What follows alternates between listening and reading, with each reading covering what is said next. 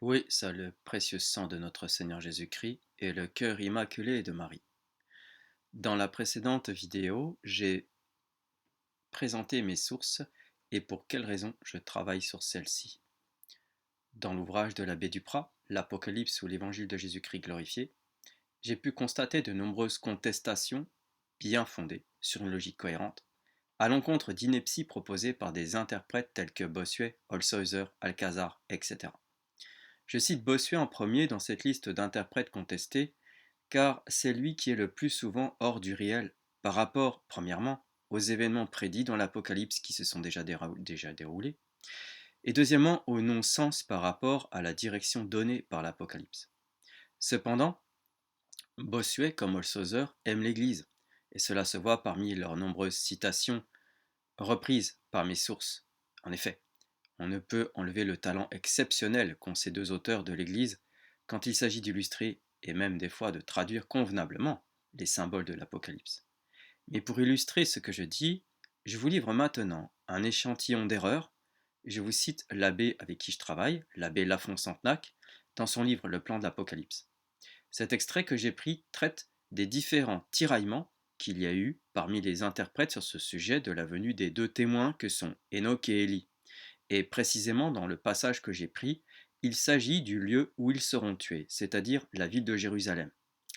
L'abbé Lafont commence par citer le verset 8 du chapitre 11 de l'Apocalypse qui dit « Et leurs corps seront étendus dans les places de la grande ville, qui est appelée Sodome, et l'Égypte, où le Seigneur aussi a été crucifié. » L'abbé Lafont commente ce verset par l'affirmation suivante.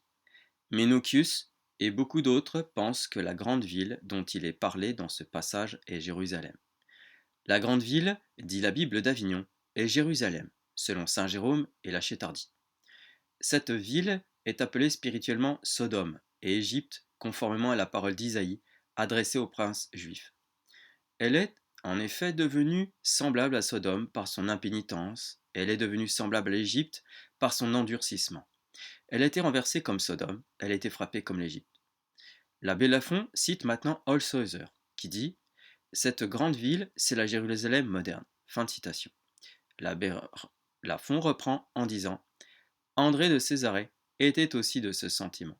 Cette opinion est approuvée par des passages suivants de Jérémie et d'Isaïe. Ils, les prophètes, sont devenus devant mes yeux comme Sodome, et les habitants de Jérusalem comme Gomorrhe. » Fin de cette citation. La Bible de Carrière traduit comme suit. Citation. Écoutez, tyran de son peuple, la parole du peuple, prince qui imitait les rois de Sodome, prêtez l'oreille à la voix de notre Dieu, peuple qui rassemble à celui de Gomorrhe. Jérusalem est donc la grande ville appelée spirituellement Sodome, dit l'abbé Fillon. Mais n'est-elle pas désignée à ne pouvoir la méconnaître par ses paroles claires et significatives, où le Seigneur aussi a été crucifié? Quelle est la grande ville où le Seigneur a été crucifié et qui a été appelée spirituellement Sodome par les prophètes? N'est-ce pas clairement Jérusalem? Comment des interprètes, judicieux d'ailleurs, ont-ils pu rejeter un sens si obvi et si évident? C'est à désespérer de trouver un seul passage clair si celui-là ne l'est pas. Mais engagés dans des systèmes insoutenables, ces interprètes ont torturé tous les passages qui les embarrassaient pour les plier, quelque clairs qu'ils fussent, à leurs opinions.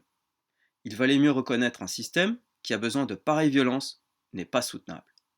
Les uns ont prétendu que la grande ville était partout et que le Seigneur était crucifié dans tout le monde par le péché. Mais alors dans ce cas, que signifient ces places d'une grande ville sur lesquelles les corps des témoins sont étendus? Et pourquoi cette ville ne porte-t-elle pas au moins le nom générique de Babylone, au lieu de s'appeler Sodome et d'Égypte? Si les témoins doivent être tués dans le monde, on ne sait où. Pourquoi le prophète marque-t-il avec tant de soin cette grande ville à laquelle il ne manque pas pour la désigner que le nom? Mais le nom y serait, qu'on n'en serait pas moins peut-être passé outre. Il ne faut pas avoir lu les explications nombreuses qu'on a données de l'Apocalypse pour ignorer à quelles extrémités est capable de se porter un interprète qui voit son chemin barré par des passages qui ne peuvent cadrer avec son système, et qui par là le condamne. Se termine ici l'extrait de cette critique intéressante de l'abbé Lafont à l'encontre des interprètes qui, pour défendre leur système plutôt que la vérité révélée sous une forme évidente, partent dans des inepties. C'est grave, puisque l'Apocalypse traite des événements réels qui ne sont pas arrivés pour nous en 2024, mais qui vont aussi arriver. En effet, c'est grave. Quoi de plus dangereux que d'affirmer que le danger est derrière ou arrivera dans 1000 ans, alors qu'il peut arriver dans quelques semaines? Vous apercevrez bien donc, chers auditeurs, que l'Apocalypse n'est pas un roman, qui ne tolère aucune négligence. Question de prudence dans les interprétations. La vérité est pleine et entière. Elle ne souffre aucune contradiction. Et s'il y en avait, ce serait que la vérité est en partie voilée, ou alors ce n'est pas la vérité. En partie voilée, oui, c'est possible. Dieu a le droit de garder une partie de mystère pour notre bien, mais, il ne nous donnera jamais un mystère qui serait un moyen pour nous donner. Jamais. Dieu ne peut se tromper, ni nous tromper. Apocalypse, en grec apokalypsis, écrite sur l'île grecque de Patmos par saint Jean. C'est pourquoi j'ai pris ce nom grec pour ma chaîne. Qu'est-ce que l'Apocalypse? Voilà ce que dit l'abbé Duprat dans son premier tome.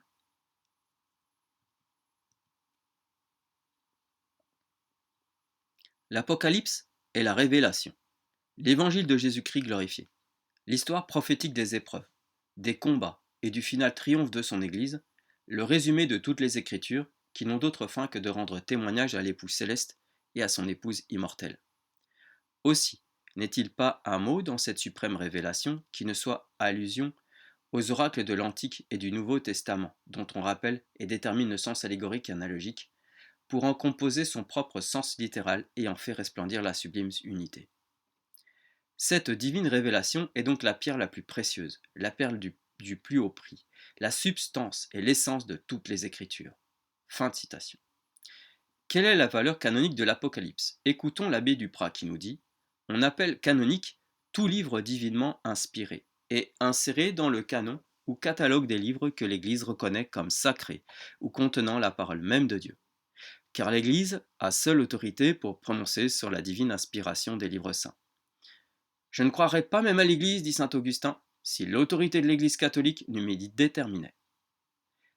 Or, comment l'Église de Jésus-Christ ne se serait-elle pas empressée de recevoir parmi ses livres sacrés la révélation même de Jésus-Christ, écrite, signée et publiée par son bien-aimé, le dernier survivant de ses 12 apôtres, le patriarche de toutes les églises d'Asie, le martyr de la porte latine au sein de la capitale de l'Empire romain auprès du siège de Pierre, l'exilé pour la foi à Patmos, l'homme le plus connu du monde chrétien et la dernière colonne apostolique de l'Église universelle? Aussi, du fond des Gaules, saint Denis l'Aréopagite s'empresse-t-il de saluer la divine relation comme la mystérieuse et mystique vision du disciple bien-aimé du Seigneur, et par sa lettre au saint prophète, de lui donner le premier la sublime qualification de théologien. Et nous voyons marcher à sa suite les pères du premier et du second siècle de sa publication. Papias, saint Irénée, saint Justin, martyr, saint Méliton de Sardes, saint Clément d'Alexandrie, saint Hippolyte de Porto, saint Victorien de Petavium, Origène, Tertullien, etc. Puis viennent tous les papes qui ont dressé ou renouvelé le canon des Écritures, Damas Ier au IVe siècle, Innocent Ier et Gélase Ier au Ve siècle, les conciles généraux et particuliers approuvés par l'Église, et enfin les 3 derniers conciles œcuméniques de Florence, de Trente et du Vatican, qui ajoutent un dernier sceau à sa canonicité. Ce dogme, quoique de foi, subit néanmoins dans les cours des siècles, comme tous les autres dogmes, les épreuves de la contradiction et de la négation. Mais il en sortit pareillement toujours victorieux pour n'embrayer que du plus vif éclat. Il faut pourtant reconnaître que sa canonicité ne fut jamais mise en doute par aucun père de l'Église que l'on puisse nommer. Et saint Denis d'Alexandrie, le seul qui ait formellement contesté son authenticité dans l'un de ses écrits, tout en l'affirmant expressément dans un autre, reconnut toujours l'Apocalypse pour l'un de nos livres canoniques divins dont il admirait la profondeur et la sublimité, autant et plus que les autres pères, qui ne doutaient pas plus de son authenticité que de sa canonicité. Sa canonicité ne fut donc jamais contestée, que par les novateurs et les hérésiarques, dont elle dévoilait les erreurs et condamnait les œuvres. Fin de citation de l'abbé Duprat. Nous verrons, chers auditeurs, quels symboles figuratifs utilise l'Apocalypse pour définir les différentes hérésies dans les prochaines vidéos. Gloria in altissimis Deo, et in terra pax hominibus, bone voluntatis.